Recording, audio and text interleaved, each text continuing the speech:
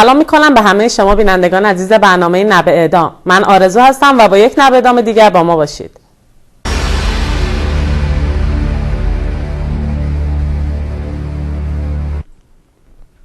حکم دادگاه آتنا فرقدانی در روز 13 خرداد توسط قاضی صلواتی صادر شد.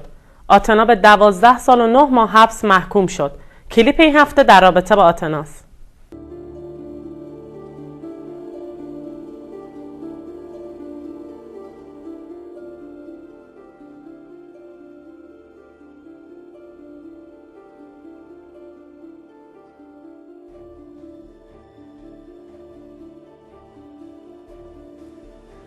آتنا فرقدانی متولد 9 بهمن 1365 و فارغ التحصیل رشته نقاشی از دانشگاه الزهرا است. او در کنار نقاشی از فعالین عرصه حقوق کودک نیز هست و در همین راستا در انجمن حمایت از کودکان کار به کودکان نقاشی تدریس می‌کرد. آتنا فرقدانی در شهریور 1393 به خاطر طراحی‌هایش از جمله تحریک از نمایندگان مجلس شورای اسلامی کشیده بود و همچنین دیدار با خانواده‌های زندانیان سیاسی و خانواده‌های کشته شدگان عاشورای 88 بازداشت شد. او 2 ماه در بند 2 الف سپاه تحت بازداشت و بازجویی قرار داشت و در طی این مدت تحت فشارهای روحی و روانی بسیاری قرار داشت. به همین دلایل وی در تاریخ 9 مهر ماه 1393 دست به اعتصاب غذا زده و از روز 11 این اعتصاب را به صورت خشک ادامه داد. اما پس از وخامت وضع جسمیش به دستور قاضی صلواتی با قرار وثیقه بسیار سنگین تا برگزاری دادگاه از زندان آزاد شد. به گفته وی تبلیغ علیه نظام، اقدام علیه امنیت کشور، تجمع و تبانی با افراد ضد انقلاب، توهین به نمایندگان مجلس از طریق مهارت نقاشی و توهین به رهبر و سپاه پاسداران و سه از جمله اتهامات موجود در پرونده وی هستند. او پس از آزادی از زندان در مورد وضعیت زندانیان سیاسی و زندان به صورت آشکار سخن گفت. او از بازداشتگاه بند 2 الف متعلق به سپاه پاسداران با انتشار ویدیویی به افشاگری در مورد وجود دوربین‌های مداربسته در دستشویی‌ها و حمام‌های بند زنان در بند 2 الف سپاه پرداخت و جزئیات ضرب و شتم و هتک حرمت خود را از سوی چند زندانبان زن بازگو نمود. پس از انتشار این ویدئو، شعبه 15 دادگاه انقلاب اسلامی به ریاست ابوالقاسم صلواتی در 7 دی ماه وی را بار دیگر احضار کرد. آتنا فرقدانی پیش از مراجعه به دادگاه با انتشار یادداشتی در صفحه فیسبوکش متن دفاعی خود را خطاب به علی خامنه‌ای منتشر کرد. وی که صبح شنبه 20 دی ماه برای محاکمه در دادگاه حاضر شده بود، پس از ضرب و شتم در دادگاه و پیش چشمان نگران خانواده‌اش بازداشت و به زندان قرچک برامی منتقل شد. آتنا فرقدانی در 21 بهمن 1393 در زندان قرچک برامین اقدام به اعتصاب غذا کرد. وی یکی از دلایل این اعتصاب غذا را اعتراض به انتقال غیرقانونی خودش به زندان قرچک برامین و درخواست بازگرداندن هرچه سریعتر به زندان اوین عنوان نمود. به گفته محمد مقیمی وکیل آتنا، وی در روز چهارشنبه 6 اسفند 1393 در 16مین روز از اعتصاب غذایی خود دچار حمله قلبی شده و برای چند دقیقه دچار بیهوشی شد. سرانجام 6 روز پس از بستری شدن او در بیمارستان، قاضی صلواتی با انتقال او به بند زنان زندان اوین موافقت کرد. آتنا فرقدانی پس از موافقت قضایی با انتقالش به زندان اوین اعتصاب غذایی خود را شکست. در خرداد ماه 1394 شعبه 15 دادگاه انقلاب اسلامی آتنا فرقدانی را با 3 اتهام اجتماع و تبانی علیه امنیت ملی، فعالیت تبلیغی علیه نظام، توهین به رهبری، رئیس جمهور، نمایندگان مجلس و مأموران بند 2 سپاه در حین بازجویی‌اش به 12 سال و 9 ماه حبس محکوم گردید.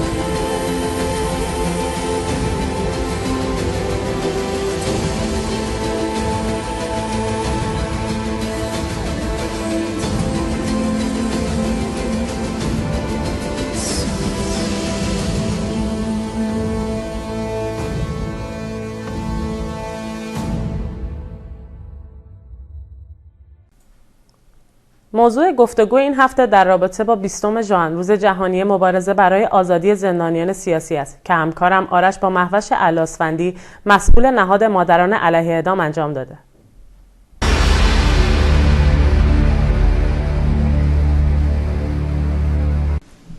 سلام میکنم به شما خانم علاسفندی و به برنامه نوع اعدام خوش آمدید. منم سلام دارم خدمت شما و سپاسگزارم از اینکه من رو به این برنامه دعوت کردیم. خانم علاسفندی، 20 ژوئن مصادف با 30 خرداد روز جهانی مبارزه برای آزادی زندانیان سیاسی نزدیکه و شما هم به همین خاطر یک پیغامی دادید که توی مدیای اجتماعی منتشر شده. 20 ژوئن شما رو یاد چه خاطراتی میندازه؟ وقتی که بحث از زندانی میشه و بحث از زندانی سیاسی میشه، خب ناخودآگاه آدم رو میبره به اون سمتی که باید یک حمایتی باشه از این زندانیان، چون اونها درون زندان هستند و در واقع صداشون به جایی نمیرسه. اینه که وظیفه ما انسان‌هایی که خارج از زندان هستیم اینه که سعی کنیم صدای اون زندانیان باشیم و یک حمایتی از اونها بکنیم. و اینکه در واقع این من فکر میکنم این وظیفه‌ایه که به عهده هر انسان آزادیخواهه، برای اینکه توی زندان جای انسان نیست. یعنی در واقع اصلا زندان رو من مجازات نمیدونم، برای اینکه اگر قرار بود زندان در واقع کمکی بکنه در رابطه مخصوصا با کسانی که جرمی مرتکب میشن، خب باید تا حالا با وجود این همه که زندان ها پره باید یک نتیجه‌ای میداد. ولی ما الان میبینیم که زندان های، خصوصا من انگشت میذارم روی زندان های ایران که میبینم کسانی درون زندانن که هیچ جرمی مرتکب نشدن. یعنی یک کارگر، یک آموزگار، یک پرستار، یک دانشجو، یک روزنامه نگار، یعنی هر کسی که دارای یک اندیشه مستقله و دارای اندیشه آزادی خواه ما میبینیم درون زندانه. پس این هیچ نقشی نمیتونه داشته باشه. اینه که ما باید حمایت بکنیم از این عزیزانی که درون زندانن. و بعد اینکه شما اشاره کردید به 30 خرداد، خب این در واقع یک جریان دیگری رو هم به یاد ما میاره که اون هم سالگرد ندا آقا سلطان هست، ندایی که چشمانش باز موند رو به دنیا و در واقع این چشمان رو هر کسی که نگاه بکنه پر از سؤال، پر از درد، پر از درخواسته که باید یک کاری کرد. و در واقع من به عنوان مادر، به عنوان یک انسان، هر وقت به چشمان ندا نگاه میکنم، دوباره نگاه میکنم میبینم چشمان شلاق جاهد رو هم میبینم درون دادگاه. دوباره یه مقدار که میام به این سمت چشمان ریحانه جباری رو میبینم. اینا چشمانی هستند که رو به ما و دارن به ما نگاه میکنن. این چشمانی نیستن که التماس بکنن. این چشمانی نیستن که تمنا داشته باشن. این چشمانی هستند که در واقع نشون میده که از ما میخوان که ما هم به هر حال یک کاری بکنیم، یک حرکتی بکنیم. این چیز رو یادآوری میکنه برای من. بله، شما خودتون بارها گفتید که جمهوری اسلامی با جنایت متولد شده. 2 از فرزندان شما به دست این حکومت اعدام شدن. الان خیلی از خانواده ها هستن که جواناشون زیر حکم اعدامن و سکوت کردن به خاطر فشارهای حکومتی. فراخوان شما به این خانواده ها و این مادران چیه؟ من بیشتر از هر چیز نه تنها به مادران، به خانواده ها، به دوستان، به همسایه ها، به تمام کسانی که از این جریان ها اطلاع دارن درخواستم و فراخوانم به اینها اینه که از هیچ چیزی نترسن، چون به هر حال وقتی که رژیمی سر کار اومده و با کشتار و جنایت اومده و هر روز داره میکشه، یعنی براش فرقی نمیکنه. درسته ما رو میترسونه، تهدید میکنه، میگه که صحبت نکنید. چون من خودم تو این شرایط قرار داشتم، وقتی که به من میگفتن که اگر رسانه‌ای نکنید، اگر اطلاع رسانی نکنید، امکان داره که یعنی فرزندان شما اعدام نشن. من این رو 100% میدونم که به تمام خانواده های زندانیا، به تمام کسانی که حکم اعدام حتی گرفتن، به خانواده هاشون میگن که اطلاع رسانی نکنید که فرزند شما اعدام نشه. یا حتی فرزندان دیگر، عزیزان دیگری که در خارج از زندان دارن، اونها رو مورد تهدید قرار میدن. من به خانواده ها میگم که نباید سکوت کرد، نباید ساده به این مسئله نگاه کرد، چون جمهوری اسلامی دائم داره جنایت میکنه و نیاز داره به این جنایت ها، به این کشتارها، برای اینکه بتونه چند سباهی بیشتر خودش رو حفظ بکنه. شما میبینید الان ما نگاه بکنیم میبینیم که ظرف 2 هفته گذشته یک چیزی، آمار اعدام ها رفته بالای 150 نفر در عرض 2 هفته. یعنی شما نگاه بکنید ساعتی داره آدم میکشه. تا به حال میگفت که ما زندانی، یعنی همیشه گفته ما زندانی سیاسی نداریم، ما داریم مجرمین رو درون زندان ها داریم و داریم میکشیم. و یک چیزی که من از خانواده‌های عزیز میخواستم بهشون این اطمینان قلبی رو بدم و این اطمینان انسانی رو بدم که فرزندان شما انسان هستن، تحت هیچ نامی نباید جانشون گرفته بشه. اگر به شما میگن فرزند شما قاچاقچی مواد مخدر است، اون چی که ما الان این روزها داریم میبینیم که دائم داره میگه که ما مجرمین قاچاقچیان مواد مخدر رو داریم میکشیم، داریم اعدام میکنیم. میخوام به اون خانواده ها بگم که حق فرزندان شما نیست که تحت این نام ها کشته بشن.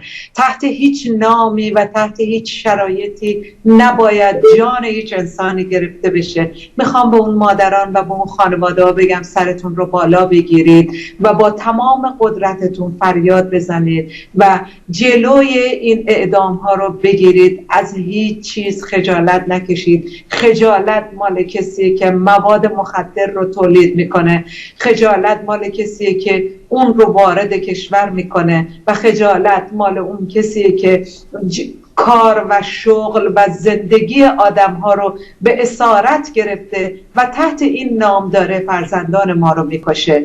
ما باید فریاد بزنیم، ما باید جلوی این کارها رو بگیریم. اگر من مادر، من پدر، من برادر، من خواهر، من همسایه، من دوست، ما اگر سکوت کنیم، اون همینجور به کشتارهای خودش ادامه میده و برای این که بخواد اون جنایت هایی که داره در سطح کشور انجام میده، اون راندخاری هایی که داره میکنه، اون فساد و دزدی رو که داره انجام میده، اون کمک های نقدی که داره میکنه در جهت گرفتن جان انسان ها در سوریه و کشورهای دیگه، وقتی که بخواد اون جریان ها فاش میشن و میخواد اونها رو تحت شعاع قرار بده، میاد و عزیزان ما رو تحت هر نامی میکشه و این ما هستیم که نباید سکوت بکنیم. خانم الاسفندی، روز 20 ژوئن روز زندانیان سیاسی است. زندانیان سیاسی که کماکان توی بدترین شرایط دارن پیام میدن و از انسانیت و حقوق انسان دفاع میکنن. پیام شما به این زندانیان سیاسی چیه؟ من به زندانیان سیاسی درون زندان میگم که شما فریادتون هر روز رساتر میشه. میخوام بگم که ما صدای شما رو میشنویم و صدای شما رو انعکاس میدیم. میخوام بگم که زندانیان عزیزی که درون زندانها دارن در بدترین شرایط به سر میبرن، مثل عزیزانی مثل محمد رضا پورشجر، مثل آتناها، مثل ارژنگ داوودی که الان 12 سال درون زندانه، مثل خیلی عزیزان دیگر که حتی نامی از اونها نیست، مثل بهنام ابراهیم زاده. خیلی اصلا من این که میگم این اسامی رو میارم به دلیل اینکه اینها خانواده هاشون و دوستاشون اسامی اینها رو دادن بیرون. من میخوام بگم که خیلی از عزیزانی که ما داریم درون زندان هستن و خانواده ها بنا به هر دلیلی سکوت کردن. میخوام بگم که خانواده هاشون رو در جریان قرار بدن، به خانواده هاشون امید بدن، به خانواده هاشون بگن و از خانواده ها بخوان که صداشون باشن، بخوان که اسامیشون رو به دنیای خارج اعلام بکنن، خارج از زندان اعلام بکنن تا ما بتونیم صداشون باشیم. من نوعی، من مهوش ارلاسفندی، اگر نام عزیزی رو درون زندان ندونم از کجا میتونم از اون حمایت کنم؟ من نمیخوام فقط به این اشاره کنم که زندانیان درون زندان هویت دارن، نام دارن، نشان دارن، تصویر دارن و ما باید اینها رو داشته باشیم و با مقابل چشمان خودمون بگیریم و مقابل چشمان جهانیان نشون بدیم و بگیم که این یک انسانه که درون زندانه، این یک انسانه که تو شرایط بدی قرار داره، این یک انسانه که از دارو، از استراحت، از دیدار با خانوادش محرومه. پس شما زندانیان درون زندان هستید که بیشتر از هر چیز میتونید به ما فعالین، به ما کسانی که میخوایم از شما حمایت بکنیم کمک کنید. یعنی شما باید خودتون رو به ما معرفی کنید و تصاویرتون رو خودتون و خانواده‌هاتون در اختیار ما بذارید تا ما بتونیم تو این روز صدای شما باشیم و از شما حمایت بکنیم، چون این وظیفه انسانی ماست که اجازه ندیم انسان درون زندان بمونه. انسان ها حق حیات دارن، حق زندگی دارن. خانم ارلاسفندی، سوال آخرم از شما اینه که شما مؤسس نهاد مادران علیه اعدام هستید. پیام شما به مادرانی که فرزندانشون اعدام شدن چی هست؟ من آرش عزیز، وقتی که اسم اعدام میاد به واقع با تمام وجودم، تک تک سلول های بدنم احساس خفگی میکنه. همین دوشنبه منصور آروند رو کشتن بدونی که خانوادهش رو در جریان بذارن. اون روز من دوباره همون تناب دار رو، همون خفگی رو حس کردم. اعدام کلمه نیست که آدم بتونه راحت باهاش کنار بیاد. فرزندان ما رو میگیرن، خفه میکنن، میکشن، از حیات سلبشون میکنن، از زندگی سلبشون میکنن. ما باید صدای اونها باشیم به هر قیمتی. جمهوری اسلامی فرزندان ما رو میکشه، باید تاوانش رو پس بده. تاوانش اینه که من مادر فریادم رو بلندتر کنم، رساتر کنم، اجازه ندم در سکوت و بیخبری فرزند من دفن بشه، اجازه ندم که جان فرزندم رو بگیرن و به من بگن سکوت کن و حتی عزاداری هم نکن. ما باید با هر توانی که داریم، گرچه میشکنیم، خرد میشیم، ولی به زمین نریزیم و بلند بشیم و جلوی این کار رو بگیریم و اجازه ندیم جمهوری اسلامی فرزندان ما رو بکشه و بعد هم ما رو تهدید کنه و ما رو به سکوت واداره. ما خانواده ها، ما مادران، ما پدران باید صدای فرزندانمون باشیم، باید جلوی این جنایت ها رو بگیریم. بله، انتظار من از شما مادران اینه که صدای فرزندانتون باشید، نام فرزندانتون باشید، چهره فرزندانتون باشید. ما مادران هستیم که در این تاریخ، در این قرن از فرزندانمون متولد شدیم. پس باید به پاس این زندگی که فرزندان ما به ما میبخشن ما فریاد اونها باشیم. ممنون از شما خانم ارلاسفندی به خاطر توضیحاتتون و ممنون از اینکه دعوت من رو پذیرفتید و به این برنامه اومدید. من هم ممنونم و سپاسگزارم از اینکه این وقت رو در اختیار من گذاشتید. باز هم تأکید میکنم روز 20 ژوئن زندانیان سیاسی رو، خانواده های زندانیان سیاسی رو تنها نگذاریم، چون میدونیم که خانواده ها هم به همون نسبت تحت فشار هستند و عناوین و دلایل مختلف. پس حامی زندانیان و خانواده های زندانیانمون باشیم در 20 ژوئن در تمامی میادین دنیا. حتی اگر یک نفر هستیم درب خونمون، سر کوچمون، سر خیابونمون یک تصویر رو دستمون بگیریم و صدای اون باشیم. اگر دانش آموزیم تصویر آموزگارمون رو بگیریم و صدای آموزگار دربندمون باشیم، صدای رسول بداقی باشیم، صدای ارژنگ داودی باشیم، آموزگاران دربندمان، همه زندانیان رو دریابیم. ممنون از شما خانم ارسوندی. براتون شبها و روزهای خوبی رو آرزو میکنم. همچنین شما عزیزم.